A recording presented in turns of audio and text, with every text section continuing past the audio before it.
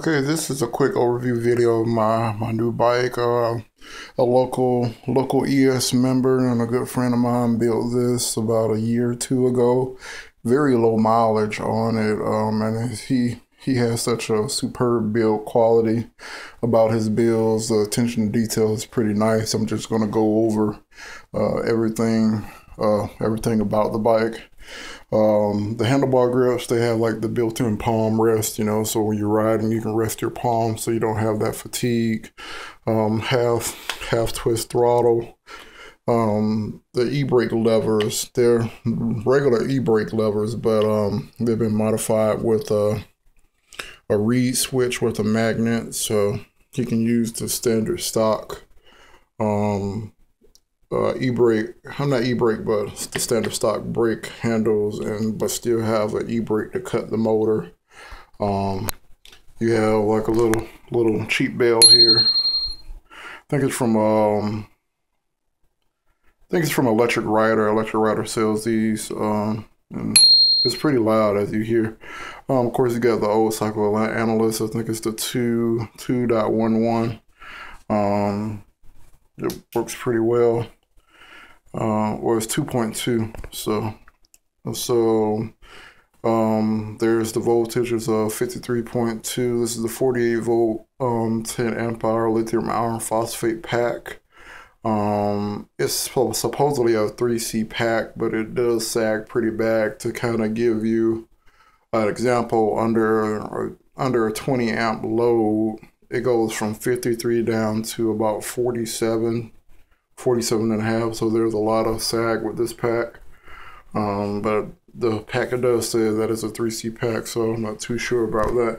Over here we have, another palm rest. The other one was cut short for the half twist throttle, but over here we got a full one, and then we have the Crystal Light cruise control button.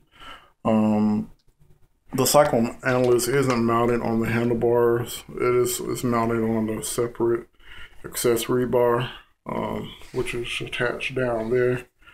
It's a nice little touch. So all the wiring, I kind of redid some of the wiring to kind of group it together a little bit.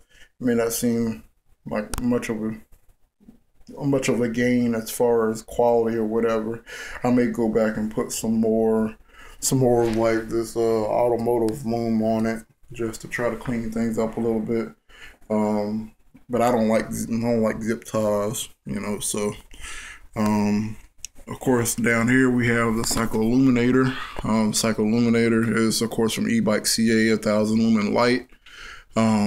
This is the older one where it's just on and off, and it has that super bright ass broad beam that's like blinding everybody. I don't care, man, but I'll just aim it down a little bit just to keep it out of other cyclists' eyes. There's a custom mount for it. Normally it will have a mount sort of like the cycle analyst, but the guy built a custom mount for it that attaches to the fender eyelet on this fork. This is a standard Suntour fork. It has probably about 80 to 100 millimeters of travel. It's nice just for general riding. The fender is plastic. It looks metal, but it's plastic. Two mounting points up here, and then there's the other cross beam right here. So it's on there pretty solid. Down here we have BB7 disc brakes. 160 millimeters. They're just standard generic size. They're really solid. But moving on, as far as, like I said, I don't like zip ties, so instead of zip tying the cables to the frame, I used these things from Velcro for cable ties. Here's one right here where you can get a better look at it.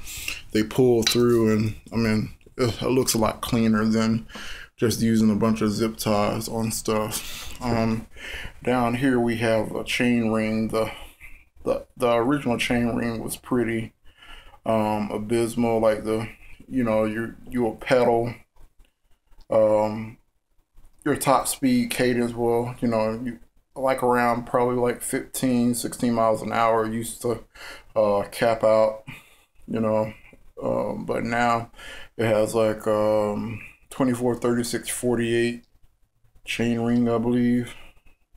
So it definitely increases the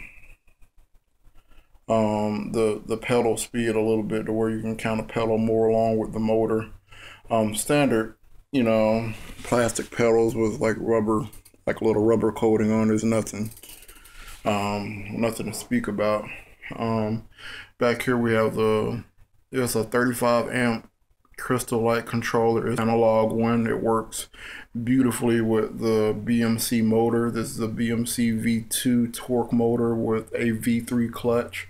So the clutch should be a little bit beefier so it can withstand a little bit of abuse. Right now we're using a Amp Bikes torque arm.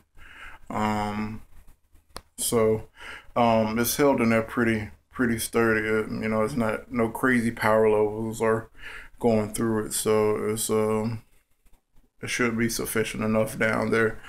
Right here we have a Navara pannier, and they fold up neatly, but if you unbuckle them, they fold out to where you can hold a good bit of groceries or something.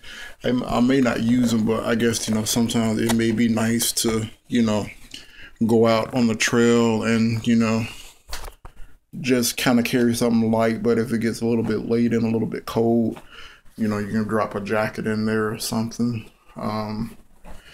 Here's the battery. It's a, you know, it's a Chinese battery. I'm gonna take it out. There's a charge plug, so I don't have to disconnect the main leads. There's a little cheap fuse. I'm probably gonna redo all the wiring with silicone wiring just to kind of clean up the lines a little bit so it's not so stiff. But let me go ahead and turn that off, and I'll plug this and take the battery out.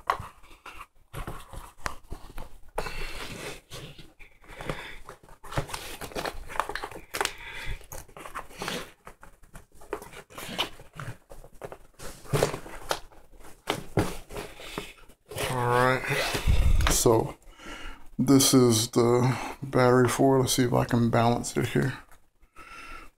Alright, there's the battery for it. Again, like I said, here's the output with a little fuse on it, and the input for the charger. You know, sealed with this white plastic, and it looks like some fiberglass board stiffening up, making it hard. I'm not sure what cells are in it. But let's see. It says this is a lithium iron phosphate battery, capacity 10 amp hours, nominal voltage 48, maximum discharge current is 3C, 0.1 tech, Shanghai. It does have a little serial number on it. I don't even know who it will refer back to, but you know. But apparently it charged up fine. I've yet to do a full discharge test on it. I will let you guys know if it delivers what it says. But again, like I told you, the sag that was on it. So I think it's more 2C tops. 1C preferable, 2C tops. Supposedly 3C capable with the BMS, but like I said, the voltage will be pretty damn near unusable. Until you can consider it as a 48 volt pack. Bag has a lot of room in it. It has a hard case top. There's a little cover to cover the bag so it doesn't get wet in the rain. But this bag has been modified to be used with the Topeak slide lock system. So all I have to do is push down right here and push back, and the battery, you know, the battery case will slide off. So it's a real nice clean conversion, because the other bags that Topeak originally makes wouldn't fit the battery. So he found one that will perfectly fit it, and I mean, it fits in there snug like a glove. So I originally said that there was a motion, not a motion light, but a tilt sensor brake light, but there isn't one. It's just a standard light that's solid, has a blink mode, a solid mode, and off. Got rear fenders back here. Let's see, the tires are Schwalbe Marathon Plus or something. They're kind of like semi-slicks. They're kind of similar to the hookworms, so it's definitely like a hard compound where you should get a lot of miles out the tires, and no real flats. The kickstand normally is up here, but this one actually has a rear kickstand mount, and kickstand is pretty sturdy. It folds back like that. Kick it down. You know, it holds the bike up pretty well. You really have to be a klutz to knock the bike over. And again, the motor is a BMC.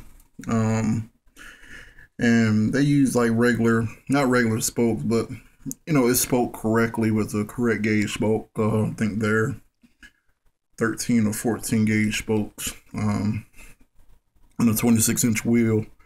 There's a rear Shimano 14 through 34 rear freewheel with Atlas Shimano. Atlas Shimano rear derailleur. Let me see. And this one, this bike actually does have two torque arms. One side it has an Amp Bikes torque arm. The other side has an e-bikes CA torque arm. So it is dual torque arm. So if I did want to get dirty with it, I could. Another plus with this bike is it's rear V-brake, but on the V-brake mount there's a wheel lock, and so it's a horseshoe shaped device that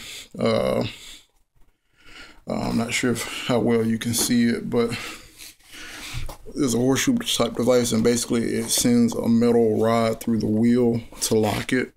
Let me demonstrate that.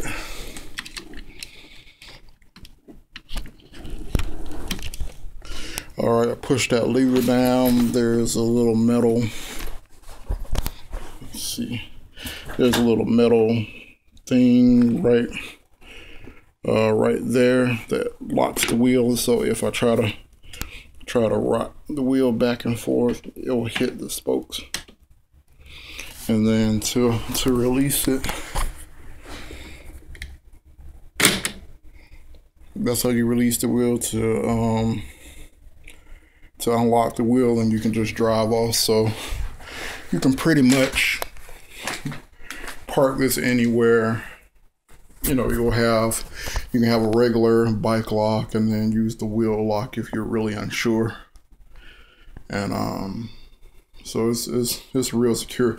The controller is mounted on a cutting board. It's like a real actual cutting board that you use to chop meat. Is cut to size, and then it's mounted on this cross beam right here. So it's pretty solid. Nobody's like stealing the controller or anything like that. You don't have to worry about anybody messing with your wires. Also, the excess wires are in this little crystal light loom, and it just tucks in behind there. So all in all, I'm pretty satisfied with the bike. But the thing is, like I said, the psychoanalyst is limiting the controller to 22 amps, which is totally fine for the level trails that we have out here. But if you actually needed a little oomph out of this motor definitely cries for more amps. So what I'm gonna have to do is get a LiPo battery that can definitely feed the controller the amps it needs without having the voltage shag and everything. And so since it is at 48 volts, I might bump it up to maybe 15S 15S LiPo, which should put it around a maximum voltage around 63, or I may just go to 18S LiPo and run it at 66 volts, 35 amps, and that should put me in the ballpark of where I want to be at as far as speed. I'm thinking the top speed with my weight is probably going to be maybe 23 to 25 miles per hour. It's just because of my weight. And that's at the 20 amp setting. But if I can definitely bump that up to 35 amps and definitely give it that voltage increase to where it has more low end torque, it'll be exactly where I want it, and you know, I'll be happy with the bike. Only other thing that I'm gonna probably change on this is possibly the seat. Other than that, it's pretty much ready to ride in all aspects. I mean, I can ride and then probably get a good 20 miles with the current pack. 20 to 30 miles with the current pack, but definitely I'm gonna upgrade it to lipo and definitely give it the increased range and give it an extra kick and torque. Torque and power off the line, because with my weight it's pretty anemic, but other than that, this motor is very capable. I've seen plenty of videos where it's nasty when it comes to heels and the low end torque, so I think this is what I need this year. I'm not going for high speed, but I definitely would love the torque, and 25 to 30 miles per hour solid speed is what I'm looking for. So again, that's the whole bike. Thanks for watching.